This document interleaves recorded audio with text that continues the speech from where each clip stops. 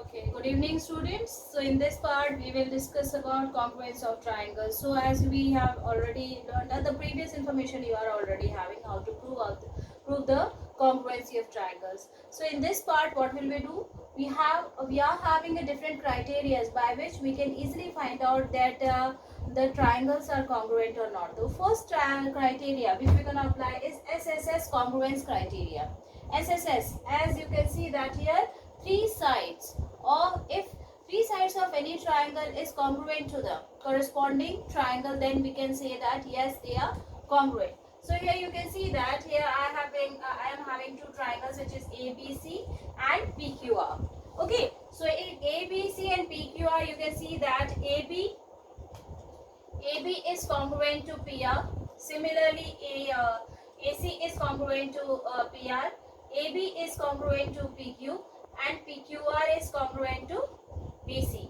Here the lengths are similar. It means that all these three sides are similar to each other, to the other triangle. So we can say that they are congruent. It means that triangle ABC is congruent to triangle PQR. Okay, it means that all the three lengths of the one triangle is equal to the corresponding triangle. Then we can say that yes, these two triangles are congruent. Okay. Okay, now next criteria is SAS congruence criteria. So SAS congruence criteria, it means that if two sides and included angle of one triangle is equal to the corresponding triangle, then we can say the respectively corresponding triangle, then we can say that this, yes, they are congruent. Here I have taken an example. Here you can see that here we are having a parallelogram looking like, it just looks like a parallelogram, which is PQRS. So what is your observation here is a diagonal. PR is a diagonal which divides this parallelogram into two parts. Now it is converting into two triangles. So first triangle is what? Here in triangle, what is it? PSR and triangle PQR. Okay, now I am going to prove that these two triangles are congruent by which criteria? SAS. It means that two sides and included angle of both these triangles. Then how do you prove it? You can see that SR is equals to PQ. Why? Both are having the same length, which is 3.8 centimeter. Okay. Now after that, angle SRP. Angle SRP is equals to triangle RPQ, and both are having the same measurements as 40 degree. Now next is what? Third side is also needed. Why? Because here side, angle and side. So what is that third side? You can see that PR is equals to PR. Why? Because this side is common in both. So if it is common, it means that both these angles are actually, okay, both these sides are equal. So you can see that side angle side. By using the SAS criteria, I can easily prove that by SAS criteria, triangle PSR is congruent to triangle PQR. So like that we have to prove these two triangles are congruent. Okay. So now next criteria is ASA congruence criteria. So for that, what is the condition? Here two triangles are said to be congruent if two angles and the included side of one triangles are respectively equal to the corresponding two angles and its included side. It means that here you can see that triangle ABC and triangle DEF is given to you. So I am just explaining how do you use this ASA criteria for proving that these two triangles are equal. So in triangle ABC and triangle DEF, what things are given here? You just write it down, which are equal. Here you can see that AB and EF both are same. Okay, we have to first, because it is angle side angle criteria, so I'm just starting with angle. Okay, so you just take any of these angles. Angle CAB is equals to angle DEF.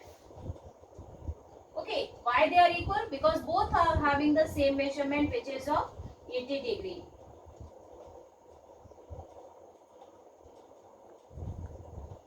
Same measure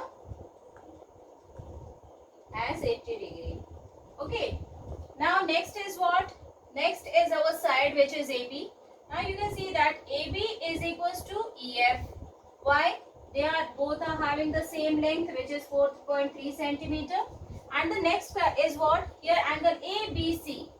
Angle ABC is equals to angle DEF. Again, you can see that here both these angles are of the same measurement, which is 40 degree. Okay, so here what is your criteria now? You can see that angle side angle. So by ASA congruence rule, what will we write? Here we can write triangle ABC is congruent to triangle DEF. So like that we can easily prove that these two triangles are congruent by ASA congruency criteria. Okay. Now the last criteria, which is RHS congruence criteria, RHS. So it is only applicable in right angle triangle. Okay. So we can say that two right angle triangles are congruent by which in which if one of the hypotenuse and if its hypotenuse and one of its sides is respectively equal to the hypotenuse and the one of the side of the other triangle. Okay, so like this in this figure also, again you will write in triangle ABC and triangle PQR. The quantities which are equal or the lengths which are equal, you just write it down because we are applying RHS criteria. So you can see that angle ABC is equals to angle PQR. Why? Both are having 90 degree measurement. Next is what? Hypotenuse. Hypotenuse, which is AC. Okay, AC and PR. Both is same. Why? Because both are having the same length, which is 5 centimeter.